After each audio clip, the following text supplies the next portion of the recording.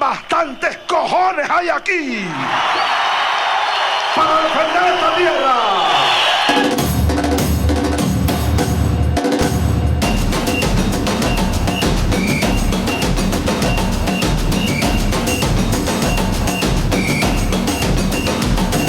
Hace varios años me lo dijo alguien. Me dijo, te van a terminar acusando a ti de narcotraficante, a ti, directamente. A ti, Chávez. No es que el gobierno apoya o que se permita, no. Te van a tratar de aplicar la fórmula Noriega. Es uno de los planes que en Estados Unidos se ha venido desarrollando. Están buscando la manera de que se asocie a Chávez directamente con el narcotráfico. Y luego cualquier cosa es válida contra un narcotraficante que es presidente. Un viaje a cualquier país del mundo y llegó un comando y se lo llevó. No se trata de Estados Unidos. No. Fidel me dijo un día, Chávez, si a ti o a mí nos pasa eso, que nos invadan, lo último que podemos hacer es hacer lo que hizo Saddam, meterse en un hueco por allá. Hay que morir peleando, Chávez, ahí en la primera línea de batalla. Y es lo que yo haría. No voy a irme por el monte. Morir al frente con la dignidad de un venezolano que ama este país.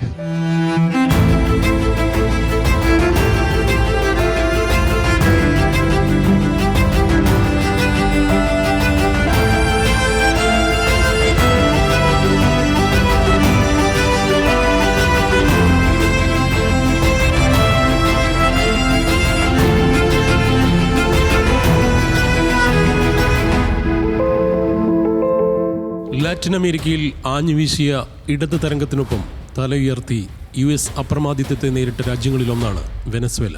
പുറംപോക്കെന്ന് America അധിക്ഷേപിച്ച രാജ്യം. Hugo Chavez നെടുനായകത്വം വഹിച്ച പ്രതിരോധം.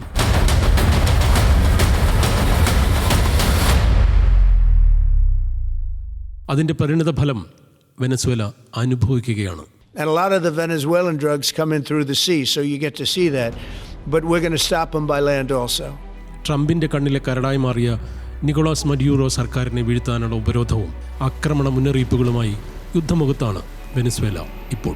ലോകത്തിലെ ഏറ്റവും വലിയ എണ്ണ സ്രോതസ്, കേരളത്തിനോട് സമാനമായ ജനസംഖ്യ, കാപ്പി, കൊക്കോ, കരിമ്പ്, ചോളം എന്നിവ പ്രധാന കൃഷിയും കയറ്റുമതിയും. 90കളുടെ തുടക്കത്തിലാണ് കാർട്ടൽ ഡി ലോസ് സോൾസ് എന്ന വാക്ക് കുപ്രസിദ്ധമാകുന്നത്. മെക്സിക്കൻ സിനലോവ കാർട്ടൽ പോലൊരു പേര്. Venezuela National Guard anti drug cell ജനറലിനെതിരെ മയക്കുമരുന്ന് കടത്ത ആരോപണം ഉയർന്നപ്പോഴാണ് ലാറ്റിൻ അമേരിക്കൻ മാധ്യമങ്ങൾ ഈ വാക്ക് ഉപയോഗിച്ചത്. കൊക്കൈൻ ഉൽപാദക ഭീമന്മാരായ കൊളംബിയയിൽ മെന്റലിൻ കാർട്ടലിനെ തകർത്തപ്പോൾ മഡ്യൂറോ പുറകിൽ നിന്ന് നിയന്ത്രിച്ച കാർട്ടൽ ഡി ലോസ് ബദലുണ്ടാക്കി വളർന്നുവെന്നാണ് US വാദം.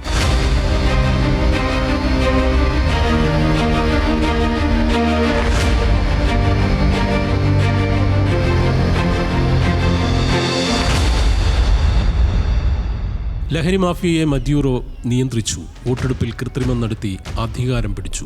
ചാവേസ് ഭരണത്തിന് ഡ്രഗ് മാഫിയയുടെ സഹായം കിട്ടി. ഈ പിന്തുണയിലാണ് അമേരിക്കയെ ചാവേസ് വെല്ലുവിളിച്ചത്. ഇതെല്ലാമാണ് അമേരിക്കയുടെ ആരോപണം. എന്നാൽ കാർട്ടൽ ഡി ലോസ് സോൾസിനെ കീഴ്പ്പെടുത്താനെന്ന പേരിൽ US തുറന്ന യുദ്ധമുഖം എണ്ണക്കയറ്റുമതിയിലടക്കമുള്ള സാമ്പത്തിക ദുരുദ്ദേശം കൊണ്ടെന്നാണ് മഡ്യൂറോ അനുകൂലികളുടെ വാദം. ചാവേസിലൂടെ തല ഉയർത്തിയ രാജ്യത്തെ പടക്കപ്പലുകളാൽ വളഞ്ഞ് പരിഹാസ്യ കള്ളങ്ങളാൽ ഭീഷണിപ്പെടുത്തുകയാണ് US എന്ന് വെനസ്വേലൻ മന്ത്രി ഡിയോസ്ഡാഡോ കാബെല്ലോ പറയുന്നു. ഇഷ്ടമില്ലാത്തവരെ ലക്ഷ്യം വയ്ക്കുക, എതിർക്കുന്നവരെയെല്ലാം കാർട്ടൽ ഡി ലോസ് തലവനാക്കുക, കാബെല്ലോ പരിഹസിച്ചു. പസഫിക് സമുദ്രത്തിൽ പടക്കപ്പൽ വിന്യസിച്ച US സേന 22 ബോട്ടുകളാണ് ഈയിടെ നശിപ്പിച്ചത്. 100ഓളം പേരെ വധിച്ചു. എണ്ണക്കപ്പൽ പിടിച്ചെടുത്തതിന് പിന്നാലെ ഉപരോധം കടുപ്പിച്ചു അമേരിക്ക. 6 എണ്ണ കമ്പനികളെയും കപ്പലുകളെയും ബ്ലാക്ക് ലിസ്റ്റിൽപ്പെടുത്തി. 19 ലക്ഷം ബാരൽ അസംസ്കൃത എണ്ണയുമായി പോയ കപ്പൽ പിടിച്ചെടുത്തു. നാവികരെ ബന്ദികളാക്കി. കടൽ കൊള്ളയെന്നാണ് ഇതിനെ വെനസ്വേല വിശേഷിപ്പിക്കുന്നത്. കരയുദ്ധം ഉടനെയെന്നാണ് ട്രംപ് ഭീഷണി മുഴക്കുന്നത്. കാരണം ലഹരിക്കടത്ത് കൂടുന്നു അമേരിക്കയിലേക്ക്, അതും വെനസ്വേലയിൽ നിന്നെന്നവർ ആരോപിക്കുന്നു. മഡ്യൂറോയുടെ ദിനം എണ്ണപ്പെട്ടുവെന്നും ട്രംപ് മുന്നറിയിപ്പ് നൽകുന്നു. ഇനി നോക്കി നിൽക്കില്ല. White House press secretary Karoline Leavitt's മുന്നറിയിപ്പ് നൽകി. സായുധ കൊളംബിയൻ ഗ്രൂപ്പുകളെ കൂട്ടുപിടിച്ച നിക്കോളാസ് മഡ്യൂറോയും പ്രതിരോധ മന്ത്രി പാഡ്രിനോ, സുപ്രീം കോടതി മുൻ മേധാവി മൈക്കൽ മൊറേനോ എന്നിവർ കൊക്കൈൻ മാഫിയെ ഭരിക്കുന്നുവെന്നാണ് JD വാൻസ് അടക്കമുള്ള US നേതാക്കളുടെ വാദം. 99 മുതൽ കാർട്ടൽ ഡി ലോസ് ഓഡിസിനെ ഭരിച്ചത് മഡ്യൂറോ, കാബെല്ലോ, സൈനിക ഇന്റലിജൻസ് മുൻ മേധാവി ഹ്യൂഗോ കർവാജൽ, മുൻ ജനറൽ ക്ലീവർ അൽക്കാല എന്നിവരാണെന്നും US പറയുന്നു. എന്നാൽ US മുഖംമൂടി അഴിഞ്ഞു വീണെന്നാണ് മഡ്യൂറോയുടെ പ്രതികരണം. US ലക്ഷ്യം വയ്ക്കുന്നത് വെനസ്വേലയുടെ പ്രകൃതി വിഭവങ്ങളാണ്. ഇറാനിലേക്കുള്ള കയറ്റുമതി ആക്രമണം തടഞ്ഞതിലൂടെ US നടപടിയെ സായുധ കൊള്ളയെന്നാണ് ഇറാൻ വിദേശകാര്യ മന്ത്രാലയം വിശേഷിപ്പിച്ചത്. അവസാനം US പിടിച്ചത് ഗയാന പതാകയുള്ള സ്കിപ്പർ കപ്പലാണ്, ക്രൂഡ് കാരിയർ. 11 ലക്ഷം ബാരൽ ക്രൂഡ് ഓയിലുമായി ക്യൂബയിലേക്ക് പോയത്. US സൈനികർ ഹെലികോപ്റ്റർ വഴി കപ്പലിലേക്ക് ഇറങ്ങുന്നതിന്റെ വീഡിയോ ദൃശ്യം ബോണ്ടി എക്സിൽ പങ്കുവച്ചു.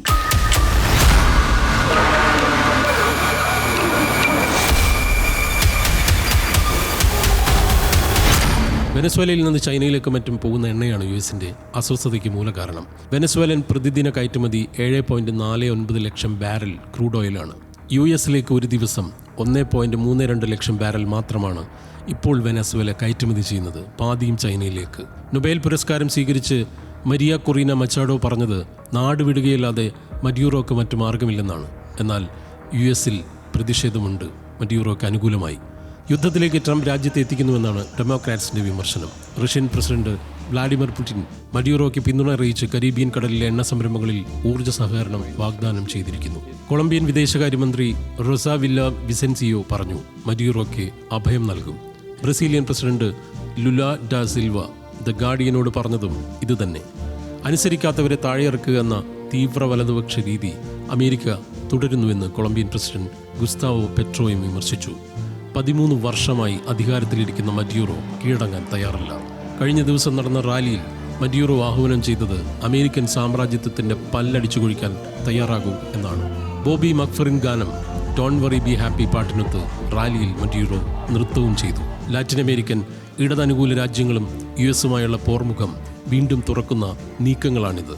കൂസലില്ലാത്ത രണ്ട് പക്ഷങ്ങളുടെ ഏറ്റുമുട്ടലിലാണ് ലാറ്റിൻ അമേരിക്കൻ ഭൗമരാഷ്ട്രീയം.